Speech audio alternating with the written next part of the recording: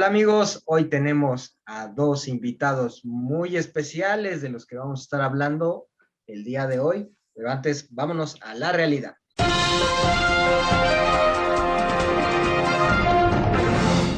Descansa en paz, Charlie Watts. Con tristeza les informamos de esta lamentable pérdida que sufre una de las bandas de rock más importantes de todos los tiempos. Después de haber estado batallando con cáncer desde el 2004, fue el pasado martes cuando su representante, Bernard Doherty, anunció su deceso. Honor a su satánica majestad. Studio Trigger cumple 10 años. Este joven pero nutrido estudio de animación de Japón cumple una década y para celebrarlo lanzó un video en donde podemos deleitarnos con pietaje de sus obras principales, en las que encontramos Kill la Kill y Little Witch Academia. Mil felicidades y que sean muchos años más.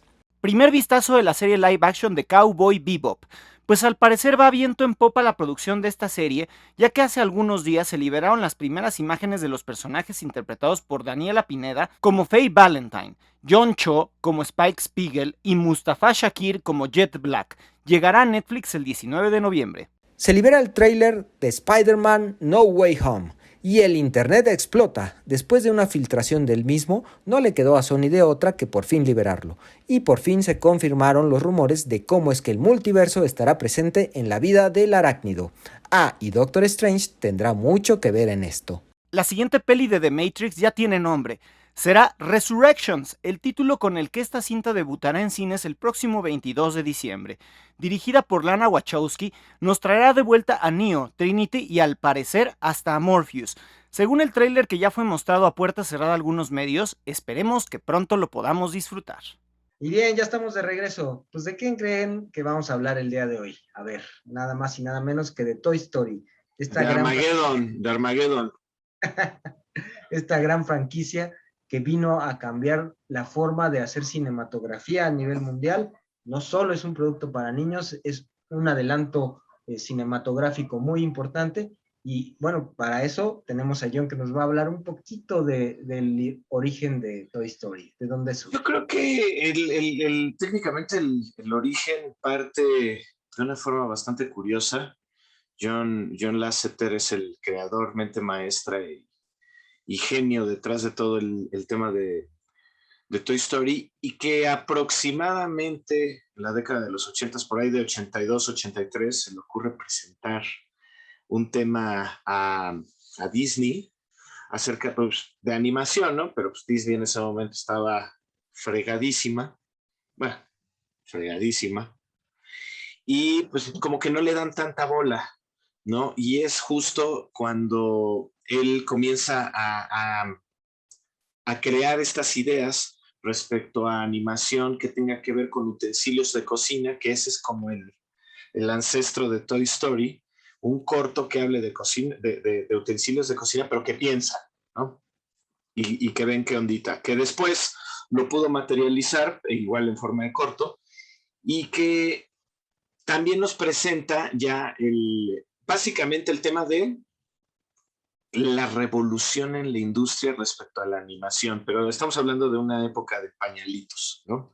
Muy, muy chiquita, una persona que se acercó a Disney y que lo mandaron a la tiznada millones de veces con ideas, pues que técnicamente hizo Pixar con el mismísimo Steve Jobs, ¿no? Sí, después de que a Jobs lo chispan de Apple, el board directivo, se junta con Lasseter y logra al final poder crear este estudio de animación que muchos alaban a Jobs en esta época de la historia de Pixar, pero la realidad es que no fue tan así, ¿eh? O sea, él presionaba mucho a Lasseter para que desarrollara el software, porque a él lo que realmente le interesaba era crear un software de animación que después o posteriormente y venderlo. se pudiera comercializar. Y la realidad es que, bueno, independientemente de eso, se convirtió en todo un hito para la industria de la animación y en general de las películas, ¿no? Porque mucho de lo que yo creo que son dos principales motores de la animación en CGI, ¿no? Todo lo que hacía LucasArts en ese momento y Pixar en el otro lado, ¿no? Todo lo que tuvieron que luchar, que by the way, les recomiendo que si quieren conocer un poco más de todo el trasfondo de lo que sucedió alrededor de la creación de Pixar, lean el libro de Creatividad S.A. Es un deleite realmente. Librazo. te enseña cómo pensaba en ese entonces Lasseter, bueno, no solo Lasseter, Unrich, Big Doctor, el mismo Jobs, cómo estuvo ahí detrás de ellos y siempre presionando para que salieran las cosas y que al final se convierte en esta máquina de hacer dinero, ¿no? Que en cierta forma le vino a salvar el trasero, como dices, a Disney, después de este declive tan fuerte que tuvo después de éxitos tan grandes como El Rey León y bueno, Aladdin, etcétera, ¿no? Y que hay que recordar, por supuesto, que también era una etapa en la que ya se muestra una diferencia de ya no son musicales, ¿no? O por lo Sí, menos todos ya no son musicales y te ofrezco pues una historia en donde los juguetes al final pues van a tener ciertas conductas, ¿no? Conductas que van a ser muy familiares porque al final pues personifican, ¿no? A estos objetos. y Que adelante, adelante.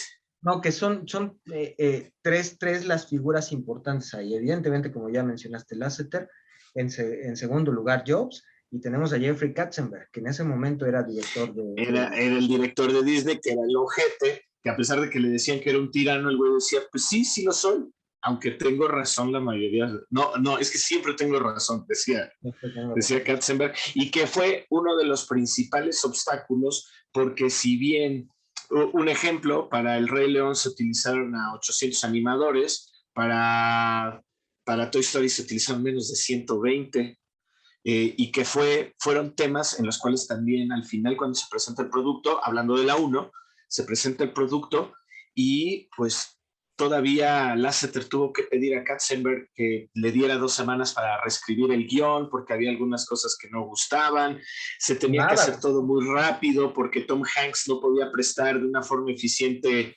la voz porque estaba haciendo Filadelfia en ese momento. Entonces, todo eso que se conjugó al final, como bien lo dijiste, estas 3 personas hicieron pues lo que nunca, ¿no? En noviembre del 95, que fue cuando se estrena, si no me equivoco, 26 de noviembre, corrígeme, 25, 26. Ahorita te digo. Pero en noviembre de 1995, pues sale a la luz Toy Story de 77 minutos. Y Sí, justo pues de eso es de lo que vamos a hablar en este programa, ¿no? Digo, tal cual el programa no es un programa de Pixar, sino es de estos muchachitos que Es tenemos correcto. aquí.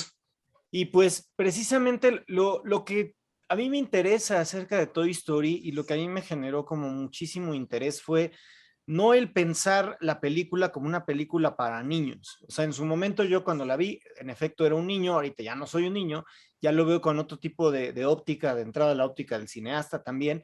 Entonces, lo que me hace, me genera mucha curiosidad de Toy Story es cómo se van dando los guiones y cómo se va dando la historia, ¿no? La primera Toy Story me parece que es grandiosa y es mi favorita de la saga. ¿Por qué?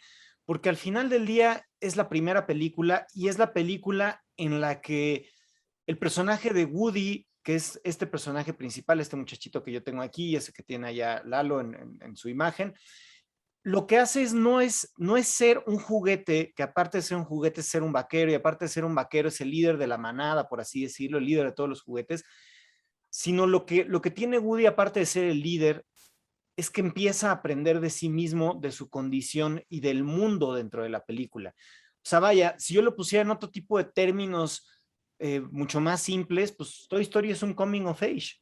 Es una historia en la que creces con los personajes, en la que lo que le pasa a los personajes es relevante para ti, porque hay una dualidad entre el bien y el mal en Toy Story 1. El bien siendo la casa de Andy, el mal siendo la casa de Sid, y todas estas vicisitudes, ¿no? Tenerse que confrontar a una nueva persona, que en este caso es este muchachito que tengo acá, que es Buzz Lightyear. También puede saludar a su compadre, mira, así, así, así. Por cierto, que por cierto hay que aclarar que Buzz Lightyear, justamente, y es algo buenazo, es como si fueras, como si vieras a Lasseter. Literal, se basaron en John Lasseter para hacerlo, y por supuesto el nombre de Buzz, pues fue de Buzz Aldrin, ¿no? de Buzz Aldrin. El segundo hombre que pisó la luna fue Tam, en honor también, a... también creo que un poco la historia, y es parte de sus valores, se despega un poco del clásico camino del héroe, ¿no? De ser un underdog, ir creciendo, llegar a un clímax y hasta ser esta gran figura. Al final, son ellos dos, ¿no? Los protagonistas de la historia y al final del día tienen que llegar a traspasar una serie de vicisitudes que los convierte en grandes amigos, ¿no? Es una historia también de amistad que al final del día, como dice Alejandro, nos ayuda mucho a madurar.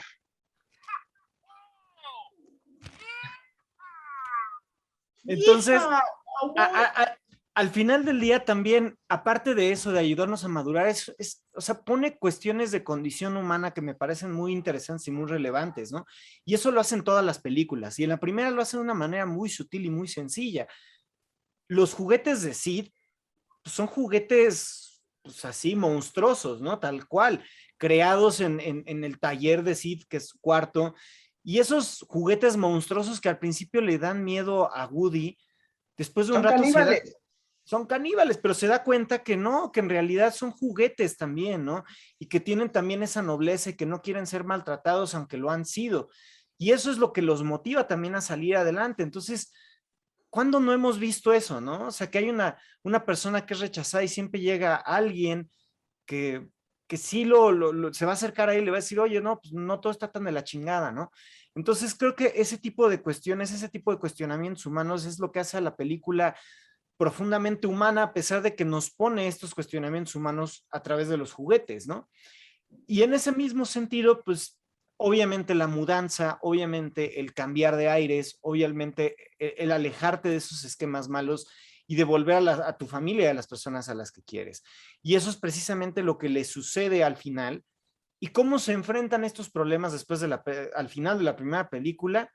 Aprendiendo a planear con estilo, ¿no? Que es de los momentos más bonitos de esa película. Y ya de aquí, cuando llegamos a la segunda película, en la segunda película hay otra serie de cuestionamientos, ¿no? Que también son humanos, pero aquí ya se va por un lado completamente distinto y a mí me parece que la segunda película es la película que es, yo diría, con un cuestionamiento no tan sencillo de digerir. Es decir, no creo que sea tanto para niños en ese sentido ese cuestionamiento, porque inclusive yo en su momento no lo caché, hasta años después, ¿no? Que es esta decisión de Woody de enfrentarse a un nuevo mal, y ese nuevo mal siendo un coleccionista, y ese coleccionista teniendo la posibilidad, Woody, de ser venerado eternamente, ¿no? O sea, de vivir en una vitrina, estar todo el tiempo cuidado, todo el tiempo manteniéndose limpio, todo el tiempo manteniéndose pulcro. Y es una situación de cuestionamiento de ego, ¿no? O sea, me quedo para ser venerado y para ser recordado para siempre como un juguete histórico, o regreso con Andy, ¿no? Y con mi familia, que son los demás juguetes, ¿no? No, No no, todo el no. mundo es como tú, canal, no todo el mundo. O sea, y al final del día toma la decisión que toma, ¿no? Y es, no, o sea, sí regreso con los juguetes, sí regreso con mi familia, y en el camino, ¿qué es lo que sucede? Que logra convencer a esta muchachita tan hermosa que se llama Jessie y a tiro al blanco y se va junto con ellos de regreso a casa, ¿no? Entonces, precisamente esa película pues pone el tema del ego muy a flor de piel, ¿no? Podría yo quedarme a hacer esto y no lo hago, sí regreso, ¿no? Y al final del día, pues bueno, obviamente es Pixar, después Pixar fue comprado por Disney, cosa que ya sabemos, y pues obviamente las buenas costumbres y todo es parte de lo que Pixar pone sobre la mesa, aunque ya no tanto, y van poniendo ahí ligeros buscapiés en otras pelis para empezar a dar indicios de distinción interesante, ¿no? Es que Y ya en la... es parte de lo que siempre hace Pixar, ¿no? Y es parte de su genialidad. Tener estas dos lecturas que mencionas, que es un camino muy sencillo de aventura para niños, pero con un trasfondo de reflexión, que son, llegan a ser reflexiones muy fuertes, ¿no? Que a ti como adulto sí te llegan y que a los niños se las van presentando de la mejor forma, algo que podría parecer muy complicado de realizar al final. El equipo de Pixar siempre lo hace muy bien. Bueno, casi siempre lo hace muy bien. Oigan, y Claro, como dato curioso aquí en la 2 específicamente, cuando sacan la uno se acercaron obviamente a las jugueteras pues para sacar las líneas y demás, pero también se acercaron a las jugueteras. Un ejemplo fue Mattel, ¿no? Con G.I. Joe y con Barbie. Les pidieron que si querían que salieran los juguetes y demás, y en la primera ellos dijeron un rotundo no. ¿Por qué? Porque se sabía que Sid Phillips iba a desmembrar un G.I. Joe en cámara y obviamente dijeron, Nel, ¿no? Y la Barbie, o no. sea, no quisieron, pero igual tienes un diálogo de Rex que dice, yo soy de Mattel. Bueno, en realidad una empresa que fue absorbida para evitar bancarrota, o sea. Claro, ahí está cagado porque, bueno, punto número uno, el tiranosaurio fue introducido ni más ni menos que por el odiado, multiodiado Josh Whedon, ¿no? Él y Lasseter se encerraron y parte del tema fue que se creara, por ejemplo, ese tipo de cositas, ¿no? ¿Por qué? Por todo lo que habíamos platicado antes, que tenían poco tiempo y demás, y Josh Whedon fue el que le dio forma a algunas de las cosas que ya vimos en pantalla. Y lo que les decía de Sid Phillips al final fue como esa parte negativa que a muchos patrocinadores los espantó y que tenía el mismo nombre de un ex empleado de Pixar y que hacía las mismas cosas que este personaje, desmembraba y armaba alebrijes, por así decirlo, con los juguetes. Sí, claro. Y eso hizo que en la 2, cuando fue todo un rotundo éxito Toy Story, tanto Hasbro y Mattel se acercaran a Disney y le dijeran, oye, ¿sabes qué? Sí queremos que ya salgan los muñecos, ¿no? O sea, ya vimos por dónde va y sí, como que sí nos late. Y es por eso que en las demás pelis podemos ver ciertos juguetes. Justo a lo que voy. O sea, ya llegamos a Toy Story 3 y aquí aparece Ken y Barbie ya con una soltura y un dejo de confianza, ¿no?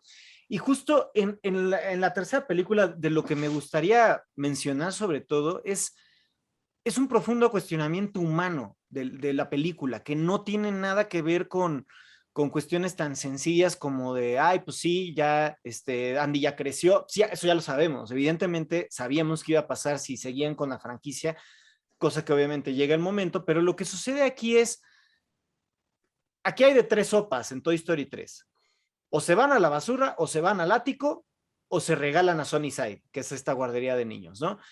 Entonces, ya en ese momento, obviamente pasan una serie de vicisitudes que hace que los juguetes acaben teniendo una aventura en Sunnyside y se enfrentan a este personaje que es Lotso, el oso maldoso, como yo le digo, y precisamente lo que los cuestiona Lotso, y ese es el meollo del asunto de Toy Story 3, ¿no? ¿Quieres seguir en un hogar donde vas a acabar en el olvido? ¿O quieres quedarte en un lugar en el que constantemente van a estar jugando contigo? Que es el final último de un juguete, ¿no? Es el final último de un juguete, ¿no? O sea, terminar teniendo un niño o terminar teniendo una niña es lo que un juguete quiere, ¿no? Yo me siento muy orgulloso de ser un hombre de 35 años que sigue teniendo sus juguetes, ¿no? No sé si estos canijos hagan algo cuando yo no esté, pero sí, se le han de pasar bomba, ¿no? Porque son un chingo de juguetes los que sigo teniendo. Y al final del día de eso se trata Toy Story, de no caer en el olvido. Y si nos ponemos a pensar cuestiones humanas, pues qué persona ya en su edad avanzada, que sería la edad de un juguete que cumple su ciclo, pues quiere acabar siendo olvidado, ¿no? Creo que nadie. Y justo ese es el cuestionamiento más duro. Obviamente tenemos momentos muy memorables, pues ya el momento donde se le da la vuelta de tuerca a la película, que ya vemos que se van a morir los personajes, se agarran todos de las manos y al final terminan siendo salvados por nada más y nada menos que la garra. Entonces, ¿quién viene y quién se va? ¿Quién se queda y quién se va? Entonces, ¿quién se va? Precisamente lo salvan y vemos obviamente el destino trágico que le pasa a Lotso, que es terminar siendo engrapado en la defensa de un tráiler, que vale la pena mencionar. Ese tráiler siempre se ha dicho que el que lo maneja es Sid Phillips, porque trae la misma camiseta. Eso es otro dato curioso. Está escuchando música. El camión de la basura. El camión de la basura, pues es básicamente Sid Phillips, ¿no? Y eso es lo grandioso. Y en la cuarta película ya tenemos una vuelta de tuerca espectacular con todo lo que sucede, ¿no? Es que era la película que no queríamos. Y que no queríamos, pero que tenía que pasar. ¿Por qué? Porque esta película habla, a mi parecer, del significado de la libertad. Que de nueva cuenta es un significado profundamente humano, ¿no? O sea, un juguete nunca va a entender lo que es la libertad porque siempre está buscando Woody estar con un niño o con una niña, en el caso de Bonnie. Pero ¿qué es lo que pasa cuando prueba las dulces mieles de la libertad al encontrarse con Bo Peep después de muchos años, ¿no? Cuando ya la daba por perdida.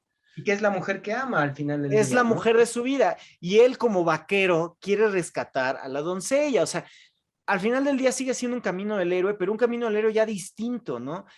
Pero muy, porque ya Andy ya no aparece en esta movie, por ejemplo. No, ya no, pero nos quitan a Andy y qué bueno, ya Andy ya tiene que crecer, pero lo que nos importa aquí es no solamente esta cuestión de la libertad, sino la cuestión de la identidad personal, de tú ser quien quieres ser y ser objetivamente lo que debes de ser, ¿no? O sea, yo no puedo pretender ser una vaca porque pues por más que lo intente soy un ser humano, ¿no? Pero al final yo del día... pensé que eras un güey. Güey, o sea, a huevo. lo cagado y al punto al que voy es precisamente vemos a un personaje como Forky, que Forky pues prácticamente es un tenedor de plástico con dos limpiapipas, con una paleta partida a la mitad, con plastilina y unos ojos pegados, ¿no? Y ya nada más por eso y por el amor de Bonnie se vuelve un juguete y cobra conciencia y vida propia. Pero llega a la vida pensando que es basura. Y, y los juguetes, lejos de segregarlo y decirle, no, vete a la chingada, tú qué, güey, tú no eres juguete, ¿no? O sea, no, es como, ok, Woody les dice, Bonnie lo creó y tenemos que recibirlo y tenemos que cuidarlo porque es muy importante para ella, ¿no? Ese nivel de poder asumir que un nuevo miembro es un juguete nuevo y no es un foráneo, o sea, no hay cuestiones raciales, no hay cuestionamientos étnicos, no hay cuestionamientos de preferencias sexuales como lo hacemos los humanos, no, simple y sencillamente, amor es amor, el amor que le tiene Bonnie a Forky es suficiente para que nosotros lo debamos de recibir bien. Y Y que ese también cuestionamiento es brutal, brutal a que lo mí, pongan sobre la mesa. y a mi parecer, también responde una duda o inquietud que siempre tuvimos los fans, ¿no? De la franquicia, de saber cuándo es realmente que un juguete cobra vida. Y ahí se nos deja clarísimo, un juguete cobra vida cuando un niño lo empieza a amar. En el momento en que Bonnie crea a Forky y lo ama, porque es su compañero que la salva de ese primer día en el kinder, de esa primera racha de soledad que a la que se ve enfrentada por estar por primera vez en un salón con niños y chicos que no conoce, en el momento en el que esa conexión de amor surge, es que nos damos cuenta que todos los juguetes de Toy Story cobran vida en el momento en el que un niño los ama. Exactamente, y volviendo al tema de la libertad, es muy curioso, ¿no? Porque todos los personajes al final del día en Toy Story 4 terminan teniendo un arco de personajes perfecto. Hasta Gabi termina teniendo un arco perfecto. O sea, Buzz termina cediéndole la voz con tal de recuperar a Forky, termina desprendiéndose de algo de él, a sabiendas de las consecuencias que eso puede traer, se lo deja a ella y Gabi encuentra una nueva niña. Y Woody decide, ok, perfecto, valió la pena haber entregado eso con tal de que ella pueda ser feliz. Pero cuando se vuelve a encontrar con sus amigos, Buzz, su entrañable y mejor amigo, le dice, güey, quédate, trasciende. O sea, y eso me recordó muchísimo a la película de Shane, que también citan en la película de Logan, de Wolverine, la última película que hizo Hugh Jackman como Wolverine, lo menciona, ¿no? Que es esta frase tan famosa que le dice Shane al niño, que le dice, and there are no more gunslingers in the valley, y dejaron de haber pistoleros en el valle. ¿Por qué? Porque al final del día es un western perfecto. Toy Story 4 es un western. Y es el western perfecto en el que al final del día el vaquero dice, me tengo que ir. Tengo que seguir mi camino. Mi camino del héroe sigue ahora por otro lado. Y decide desprenderse, decide irse, pero no sin antes voltear a ver a sus amigos, darles un abrazo muy fuerte, darle un abrazo increíble a Bo Peep de saber que se va a quedar con ella y de darle su último adiós a su mejor amigo, que eso define básicamente lo que es la amistad, la hermandad y la trascendencia humana, que es decirle al infinito y más allá. Bueno, y es bastante buena esa frase, independientemente de todo, es porque te invita, así que siempre hay más allá, ¿no? Exactamente. ¿Y qué seguirá? ¿Tendremos Toy Story 5? La realidad es que no están cerradas las puertas, ¿no? Sí, siempre hay, y el mismo equipo de Pixar lo dice, ¿no? Nosotros cuando terminamos una película o cuando la elaboramos, siempre pensamos que va a ser la última, porque no sabemos si puede existir alguna historia más detrás. yo menté madres cuando vi que iban a sacar Toy Story 4 porque dije, ¿para qué, güey? Ya me cerraste bien la historia, ¿no? Para ganar Ahorita, otro Oscar. no, eso me vale madre, güey. O sea, la neta, ahorita como lo veo es, si vas a darme Toy Story 5 y me la vas a dar igual de bien descrita que las anteriores, por mí haz 40, güey, ahí me vale madre.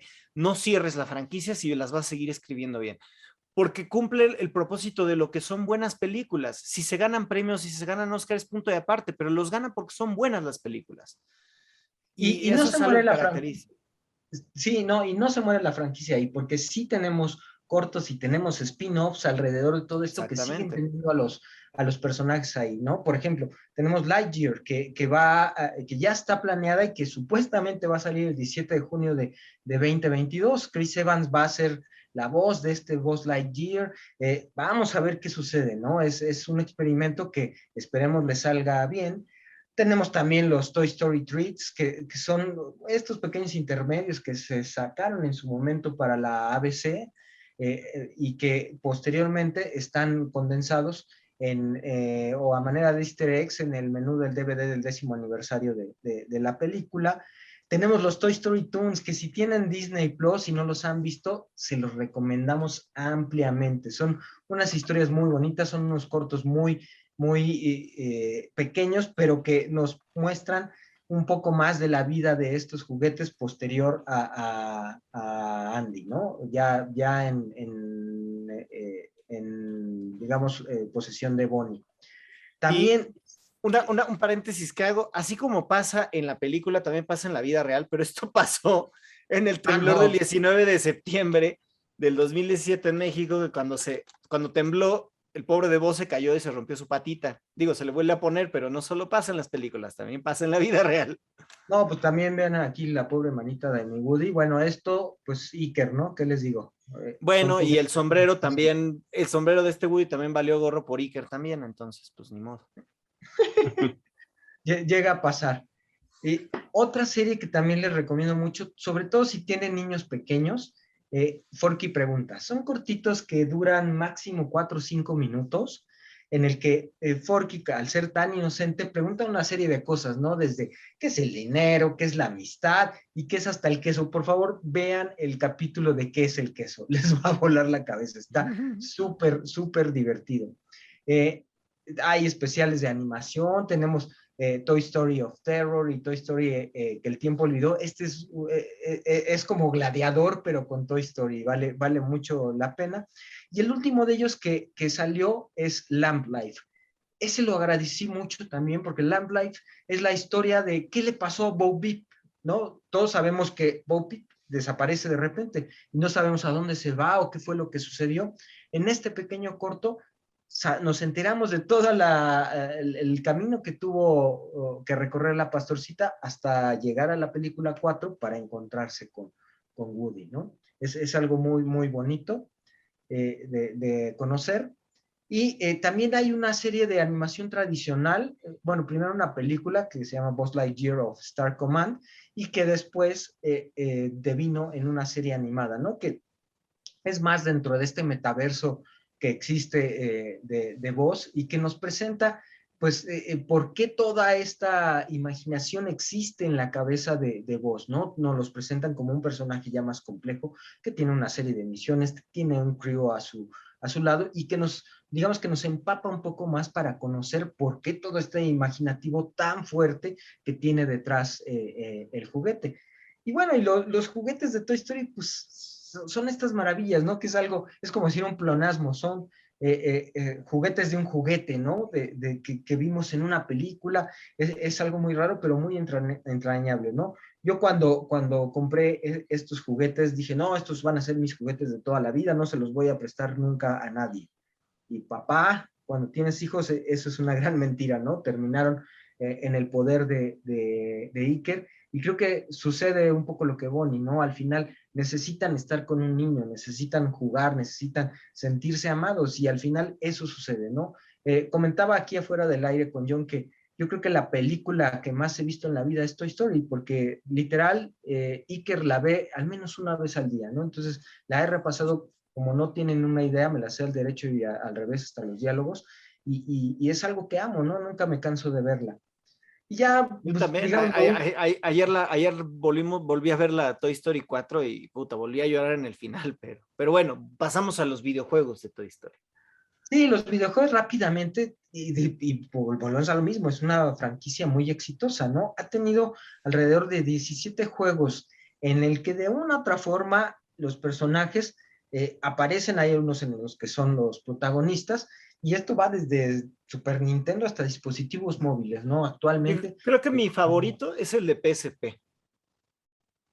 pues es que tiene de todo, tiene plataformeros, tiene, o por ejemplo, cuando salieron, porque han aparecido en otros 12, ¿no? Que no son propiamente de la franquicia, pero sí han tenido cameos, como la franquicia de Disney Infinity, ¿no? Que hay una parte de Toy Story que es un sandbox, un playground, ¿no? En el que prácticamente puedes jugar con ellos y es algo bien padre.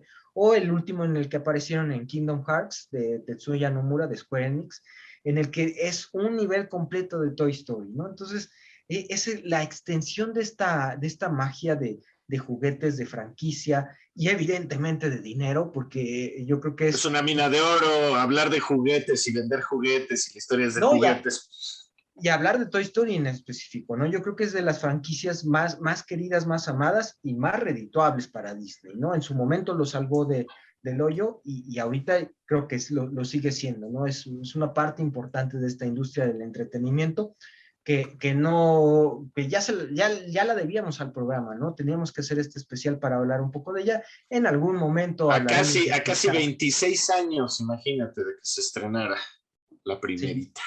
tal cual.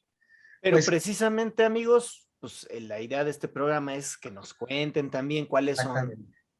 sus películas favoritas, sus cortos favoritos, sus momentos favoritos, sus personajes favoritos. Y si se nos olvidó algo, para eso está la caja de comentarios. Comenten, Pónganlos.